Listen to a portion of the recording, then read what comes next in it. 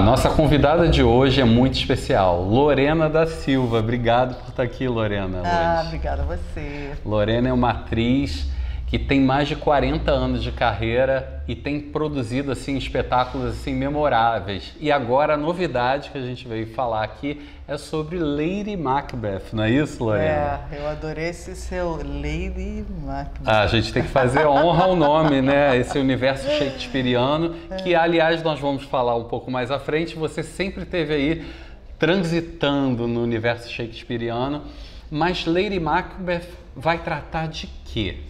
Olha, essa é a pergunta fundamental, Rodolfo, que a gente está sempre se refazendo, porque como o trabalho está sendo um trabalho coletivo, a gente já passou pelo Olhar do Amiradade, do Márcio Abreu, agora a gente chamou uma diretora que também é atriz, a Isabel Cavalcante, e cada um que chega pergunta do que se trata. Né? Por que você quer fazer esse trabalho? E aí realmente as coisas vão indo, assim, porque a gente vai transformando, né? O teatro é um organismo vivo. E na verdade, ontem eu falei uma coisa para a Bel, que ela falou, então é isso. Eu falei do feminino, né? Porque, inclusive, por conta de algumas reações de pessoas da equipe e de fora. Lady Macbeth é um personagem que já tem uma história, né? Tem 4 séculos, né? Shakespeare é uma peça que tem muita coisa em torno, inclusive a própria Lady Macbeth.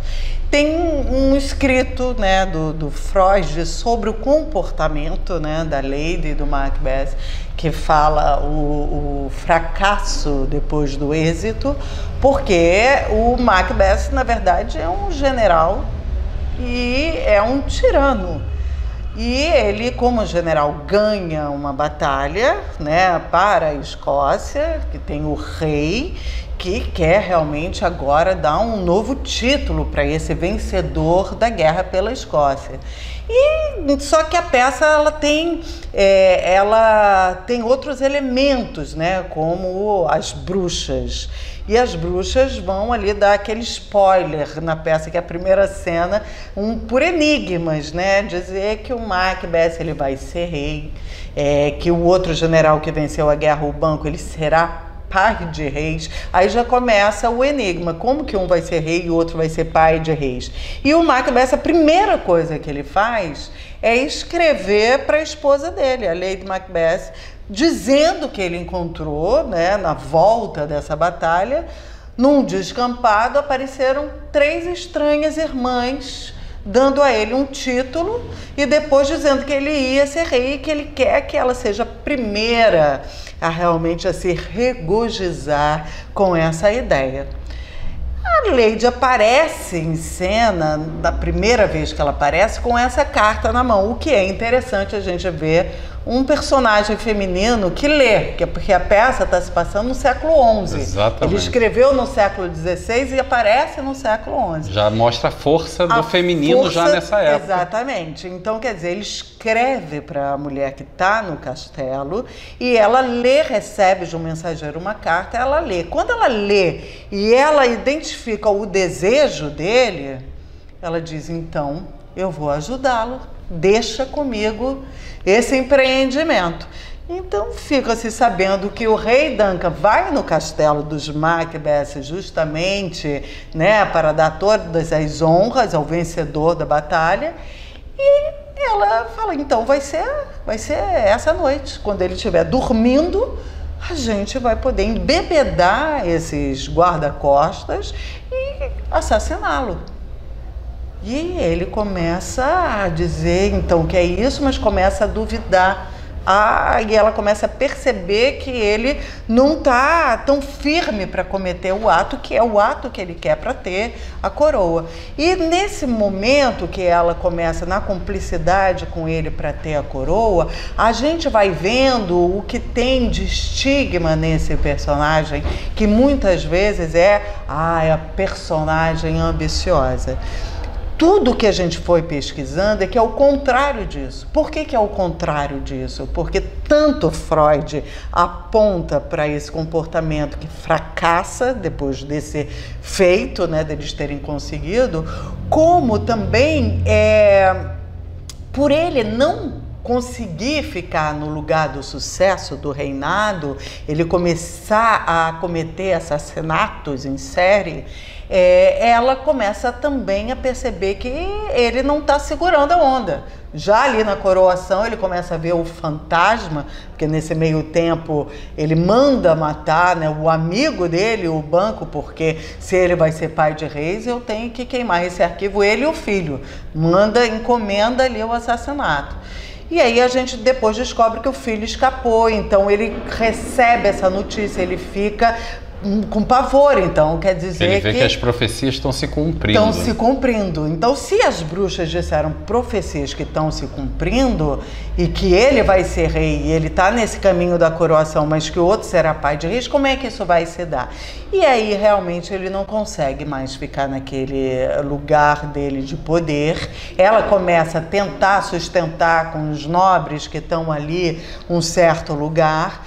E ela começa a perceber que isso não vai rolar. Longe, E aí o trauma dela começa a aparecer também, que é outro emblema da lei do Macbeth, que é a mancha que não sai. Então a gente que viveu toda uma história de toda uma humanidade que ficou ali 2 anos, né, lavando as mãos, traumatizada com a pandemia, e isso foi uma primeira imagem que me veio, né, assim, é o trauma, a gente vai falar do trauma. Então sim, tem um trauma realmente de ter cometido um ato horroroso, e como é que essa mancha vai sair? Ela limpa, mas não sai no imaginário dela. E tem ele que depois não consegue mais dormir. E ele, enquanto o soberano, não conseguindo mais dormir, a Escócia inteira não dorme mais. Isso que é bonito, né, do Shakespeare, do poeta, né?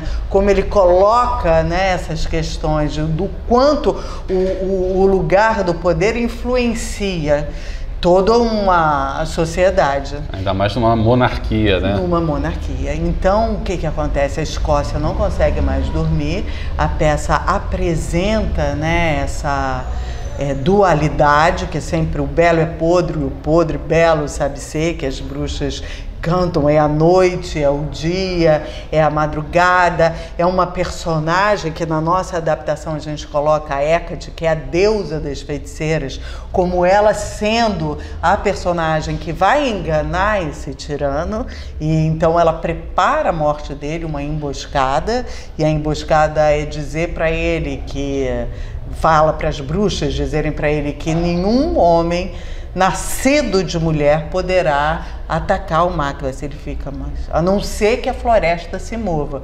Fala assim, nenhum homem nascido de mulher, isso não existe. Como é que as florestas vão arrancar as raízes, né, e vir caminhando? E na verdade os soldados caminham, né, com pedaços da floresta. Ele vê aquela floresta caminhando, andando, e ele vê a morte chegar.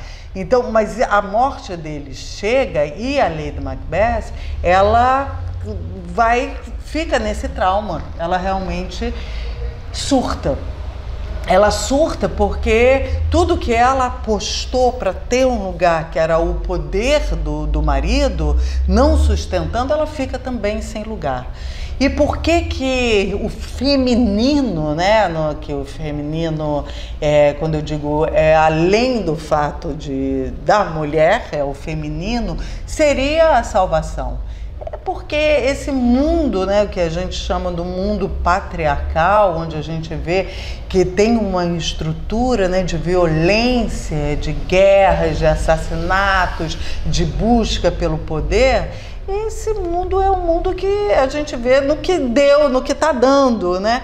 Então, o que seria a possibilidade de um feminino, de uma colaboração, da gente imaginar um tomorrow, amanhã, e ainda outro amanhã possível?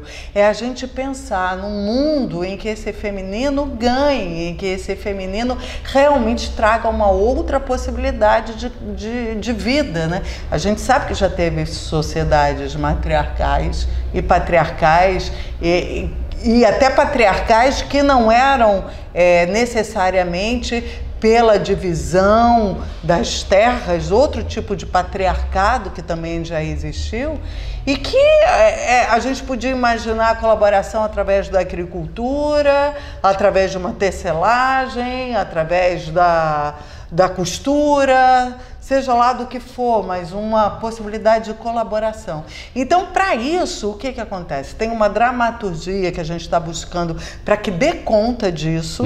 Tem uma direção, que a direção vai ser você situar no tempo e no espaço.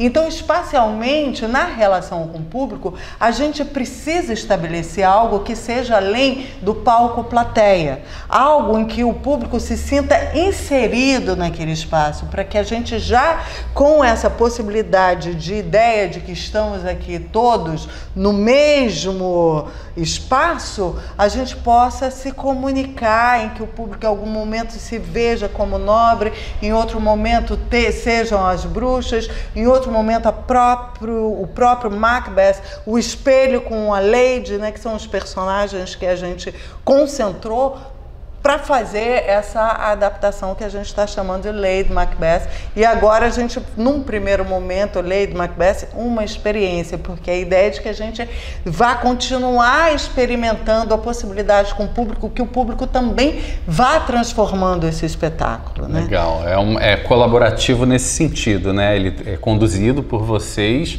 né? Mas o público também vai interagindo e acrescentando.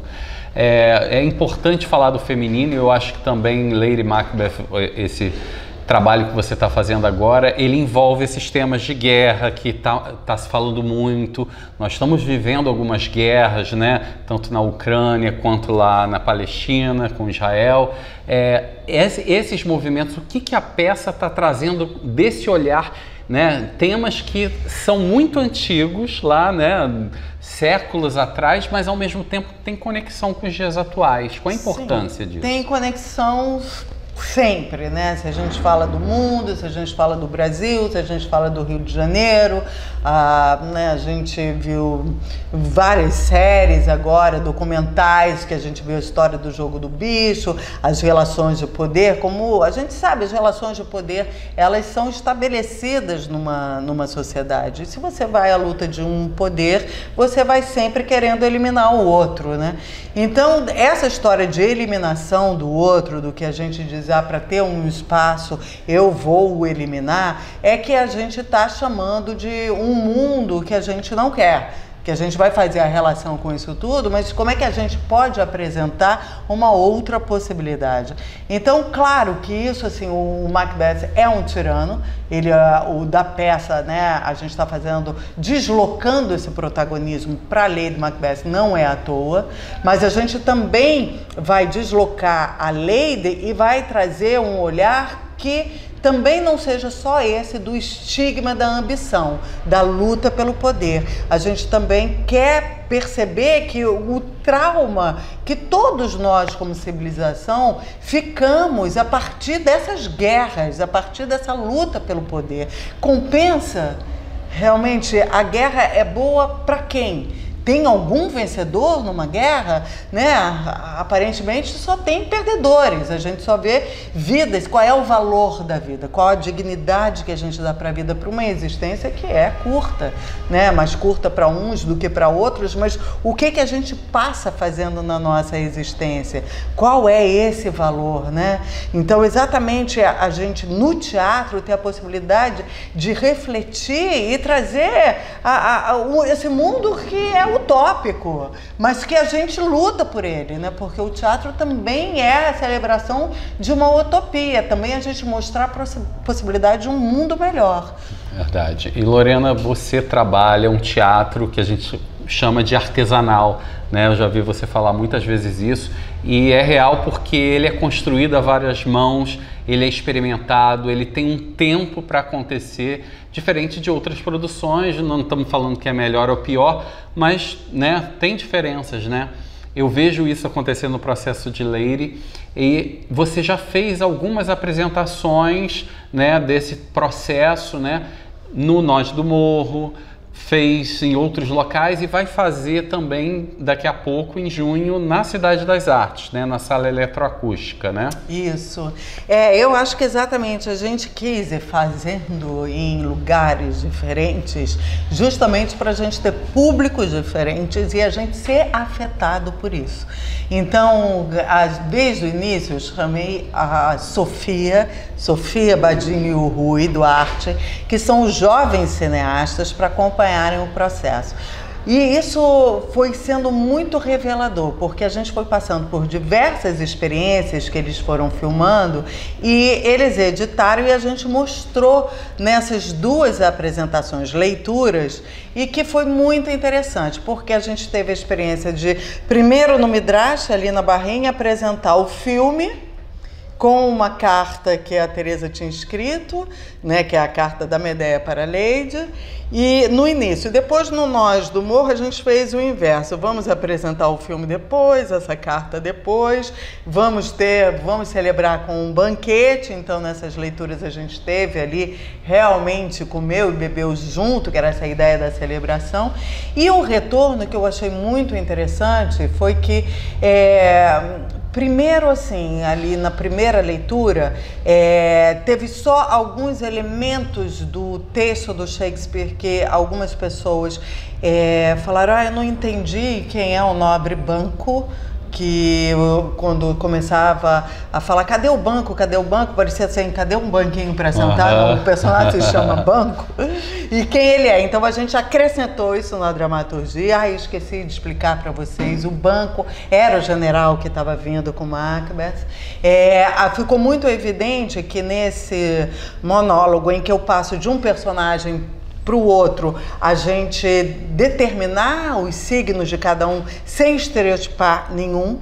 Tem a narradora, tem a atriz, tem os personagens e tem o protagonismo que a gente dá para essa narradora e para essa Lady, no sentido também de que as bruxas e a Hecate são personagens que trazem o feminino, que é onde está o nosso foco. E quando a gente foi apresentar no Nós do Morro, que tinha inclusive as professoras, os atores de lá, o que eu achei muito interessante na conversa depois é que duas mulheres falaram: a Medea é a Lady Macbeth, sou eu e somos nós. É a solidão da mulher. E um outro ator do Nós do Morro falou: eu senti muita falta do momento da frieza quando Macbeth recebe a notícia de que a Lady morreu. Aí eu falei: eu não falei isso? Eu pulei na leitura e ele sagazmente sentiu falta disso. Eu falei: nossa, então como isso é importante. Ele falou da frieza que ele recebe. Então foi um outro ponto, né? A frieza dele, a solidão dela. Então são pontos interessantes que a gente começou a aprofundar no que é a solidão, justamente do que a gente está chamando de feminino, né? Pelo emblemático dessa Lady, que fica ali como uma prisioneira naquele castelo, que tentou ter um lugar para sua existência através do masculino, e que a partir do momento em que ele não segurou esse lugar, ela ficou completamente sem lugar e numa solidão profunda, onde ela vai ali se matar, enlouquece e tal. Então isso é todo um trauma de uma civilização, né? A gente vê tanta doença, a gente vê tanta gente não conseguindo lidar com o fracasso de uma sociedade, adoecendo, enlouquecendo, taxas de suicídio altíssimas. Mas o momento que a gente está, Rodolfo, fica muito interessante, é exatamente esse dizer: a gente não quer terminar para baixo. A gente quer que a peça aponte para uma esperança. E a gente está nesse momento de trazer algo que aponte para um futuro, né? Amanhã, amanhã, amanhã e ainda um outro amanhã. A vida não passa de uma sombra que passou, um pobre ator que se pavoneia durante 1 hora, apaga, te chama breve. Então, nesse ator que se pavoneia, a vida não tem sentido, que o Shakespeare coloca, a gente quer dar algum sentido para isso, não só dizer realmente não tem sentido nenhum, vai ser um tirano, depois outro tirano e é um fracasso mesmo. Não, talvez a gente possa apontar para uma esperança, um futuro em que a gente imagine que esse feminino, né, vai ganhar espaço e que todas as diferenças, como na própria natureza, vão poder existir e colaborar. A gente está batalhando para isso, espero que a gente consiga, né? Porque, como você mesmo lembrou, quando eu fui escrever o outro texto da Mulher Ideal, eu queria falar sobre o amor, mostrei para a Miradade e disse, mas não estou vendo amor nenhum aqui, só tem raiva. E aí a gente começou a reescrever, porque era um processo de jogar primeiro a raiva para depois trazer o amor. Então a gente está trazendo, toda a pesquisa foi, né, para essa parte da guerra, de tudo isso, e agora a gente está indo para a paz, para o feminino, para o branco, para encontrar uma voz de esperança. Legal. E quem quiser acompanhar tem um Instagram, né? A gente tem o nosso Instagram. Que é o Lady Macbeth Teatro. No Instagram a gente vai colocar aqui embaixo para todo mundo seguir, porque é interessante de acompanhar o processo. Normalmente o público chega já com o produto final e esse trabalho, por ser essa construção coletiva, né? E a Lorena aí liderando, isso aí você pode acompanhar esse processo e também ficar a par dessas apresentações que estão acontecendo e vir também contribuir, né, Lorena? Eu acho que é muito legal. A gente hoje tem essa ferramenta, né, que o público pode acompanhar. E, então eu acho que é isso, inclusive é tudo mutante, né? O próprio Instagram, a gente está nesse momento de dizer qual vai ser a direção de arte para isso tudo, para um elemento ter conexão com o outro. Então é muito rico, é realmente um trabalho de colaboração, né? O trabalho vem sendo feito com tempo, né? Eu queria muito que a gente pudesse realmente ser como uma comida que fica ali cozinhando, né? E tomando gosto dos temperos e se transformando. Também cada um da equipe poder influenciar o outro, isso indo no trabalho, quando o público chega, o público também vai influenciando e o trabalho vai indo como um organismo e a gente vai continuando assim, porque essa é a característica real do teatro, né? É a característica real de que a gente já trabalha em companhia, quer dizer, é um solo fértil, que não é uma pessoa, tem tanta coisa em torno, né? Por mais que a gente vá dizendo vamos para o essencial, o essencial demanda, né, toda uma pesquisa. Então eu acho isso muito interessante. Isso tem uma conexão realmente, né? Você estava falando no início de uma pesquisa do Shakespeare no teatro, eu já fiz vários teatros. Eu queria saber, assim, por onde você passou na sua carreira que tocou no Shakespeare, que teve envolvido? Pois é, várias outras peças. Essa coisa, como as coisas vão acontecendo na nossa vida, às vezes sem a gente se dar conta, eu fui me dar conta no meio do processo que eu tinha feito há mais de 30 anos um trabalho que chamava Thelma, com H no fim, que era o anagrama do Hamlet. Então, que já era colocar o feminino do Hamlet em cena, e a gente fez muito tempo, mudava tudo, mudava a dramaturgia, mudava o cenário, mudava o figurino, mudava de país, mudava de cidade, onde a gente ia apresentando, a gente ia acrescentando, ia tirando, e isso já, eu falei assim, olha só que coisa interessante, tem toda uma conexão que eu não tinha me dado conta da Lady Macbeth com Thelma, né, num espaço de mais de 30 anos. Então eu acho que tem a ver, tem esse lado assim, pesquisador também, né, que eu tenho, assim,